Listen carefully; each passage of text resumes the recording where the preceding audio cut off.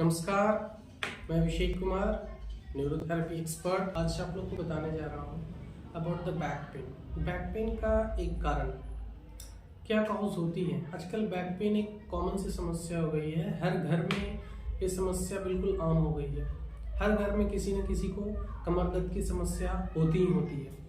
ठीक है, साइटिका की समस्या होती ही होती है। मतलब बहुत सारे लोग बोलते हैं मेरे एक पैर में बहुत ज़्यादा दर्द जा रही है, इसमें कमर अकड़ जाती है, किसी को बहुत ही ज़्यादा स्टिफनेस हो जाती है, मसल्स में काफ़ी स्टिफनेस हो जाती है, बहुत ही भयानक सा दर्द होता है, वो झुक नहीं सकती है ज़्यादा देर, खड़े नहीं रह सकती है ज़्यादा देर। तो इस तरह की समस्याएं आजकल बहुत ही कॉमन हो चुकी है। तो इसी बैक पेन से रिलेटेड एक कॉमन सा काउज लेकर चलेंगे कि क्या काउज होता है, ये बैक पेन आखिर होते क्यों हैं।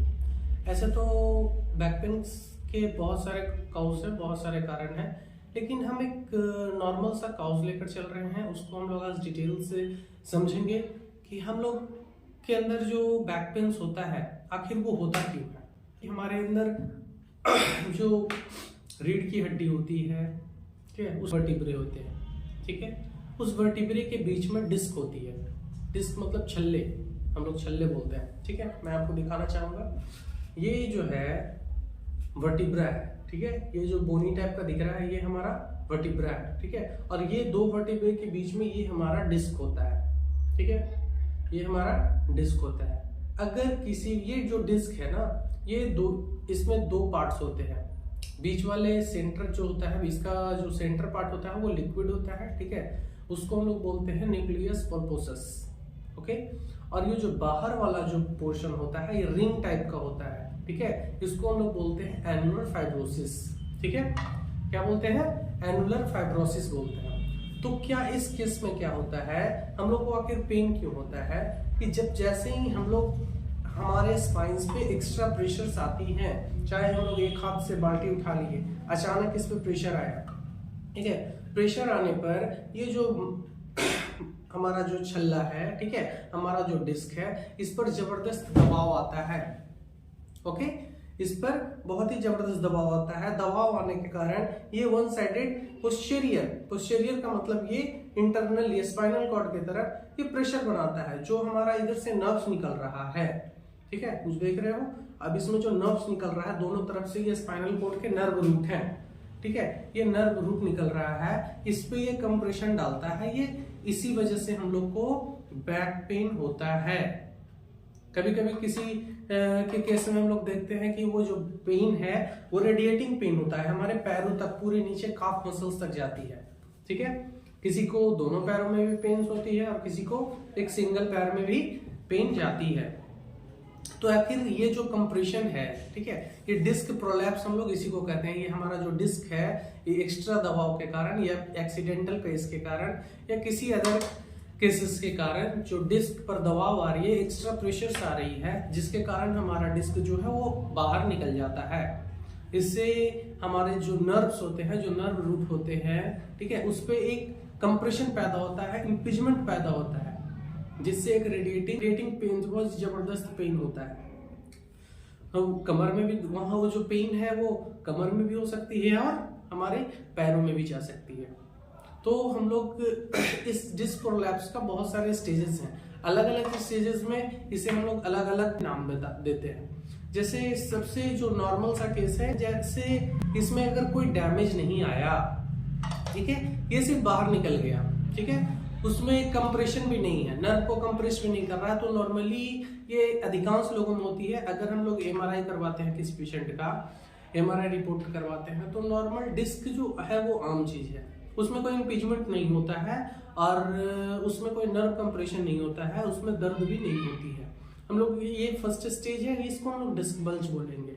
मतलब हमारा जो अंदर से जो न्यूक्लियस पल्पोसस है वो एनुलर फाइब्रोसिस को कंप्रेस कर रहा है, ठीक है, और ये बाहर की ओर, मतलब पोस्टीरियर या इंटीरियर, दोनों तरफ किधर भी वो बाहर निकल सकता है, आउट हो सकता है। इसको हम लोग बोलते हैं डिस्क बल्ज, ठीक है। सेकेंड स्टेज में जो होता है हमारे प्रोलैप्स ऑफ डिस्क में हमारा आता है, सेकेंड स्टेज जो होता है वो होता है डिस्क हर्निएशन।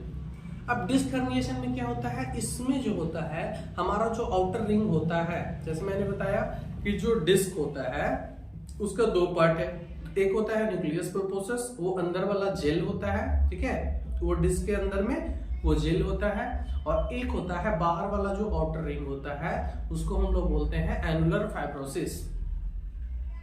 तो एनुलर फाइब्रोस जैसे ही उस पे प्रेशर आता है, इस डिस्क पे प्रेशर आया, एक्स्ट्रा प्रेशर आया, तो वो जो न्यूक्लियस प्रोपोसस है वो रिंग को तोड़कर, मतलब किसको तोड़कर, एनुलर फाइब्रोसिस को तोड़कर वो हर्निएट करता है, मींस बाहर निकल जाता है। क्या होता है, डिस्क के एनुलर फाइब्रोसिस को तोड़कर, मतलब टीयर कर कर वो बाहर निकल जाता है, ठीक है। तो उससे क्या होता है, जो हमारा न्यूक्लियस प्रोपोसस है वो खतरनाक कंप्रेशन डालता है हमारे नर्व रूट पे। वो तो स्पाइनल कॉर्ड पे भी इफेक्ट करता है, उस पर इंपेजमेंट करता है, उस पर भी कंप्रेशन देता है, और साथ में नर्व रूट पर भी कंप्रेशन देता है। इससे क्या खतरनाक सा दर्द होता है पेशेंट को, ठीक है। और एक और केस हम लोग जानते हैं, एक होता है हमारा सिक्वेस्टेशन, ठीक है।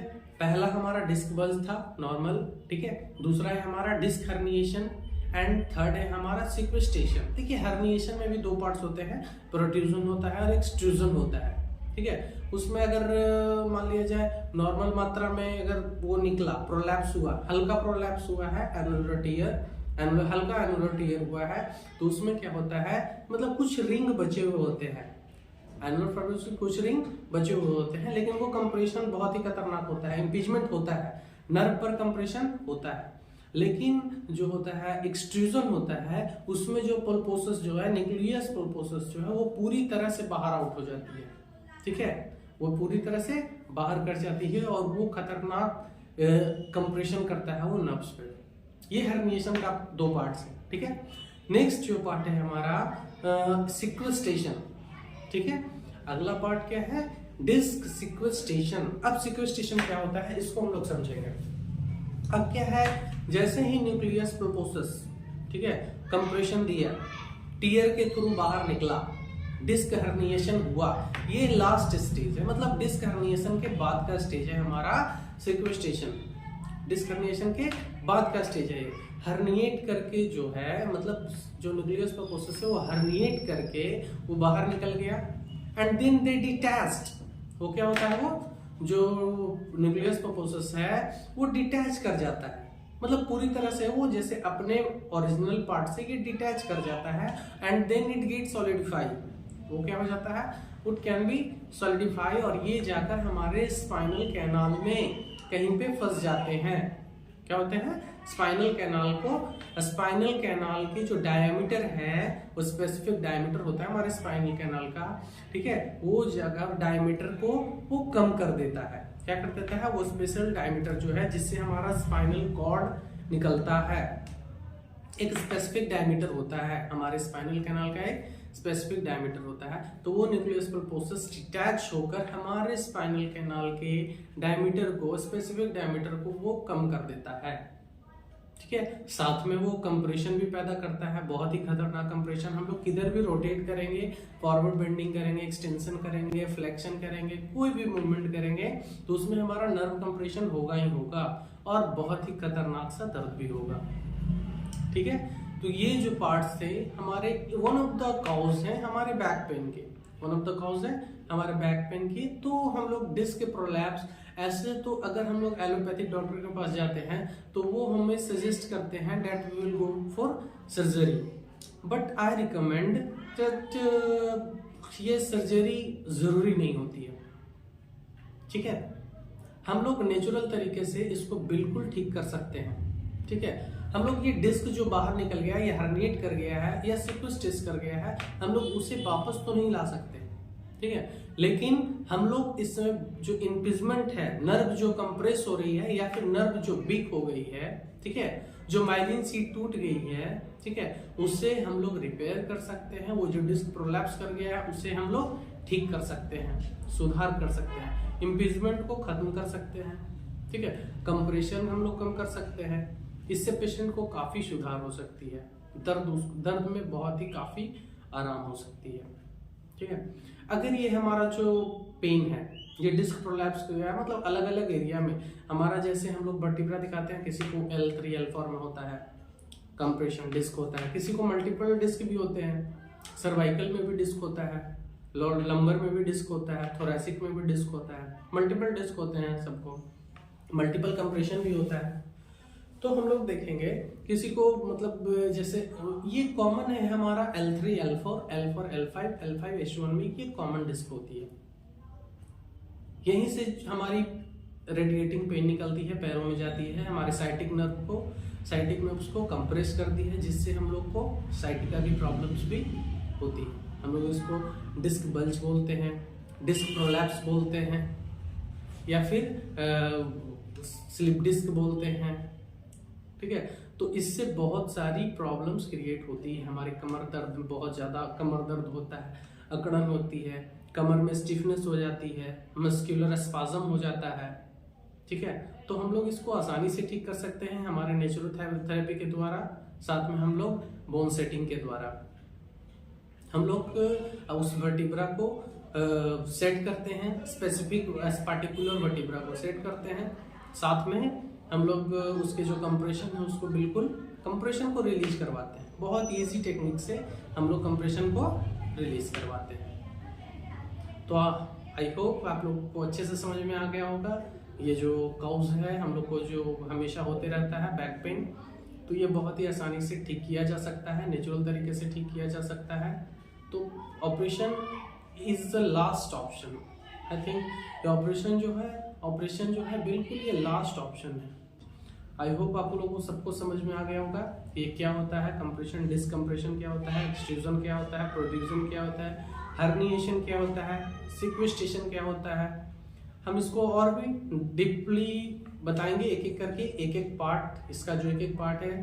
ठीक है, हम लोग इसको डीपली समझेंगे नेक्स्ट वीडियो में।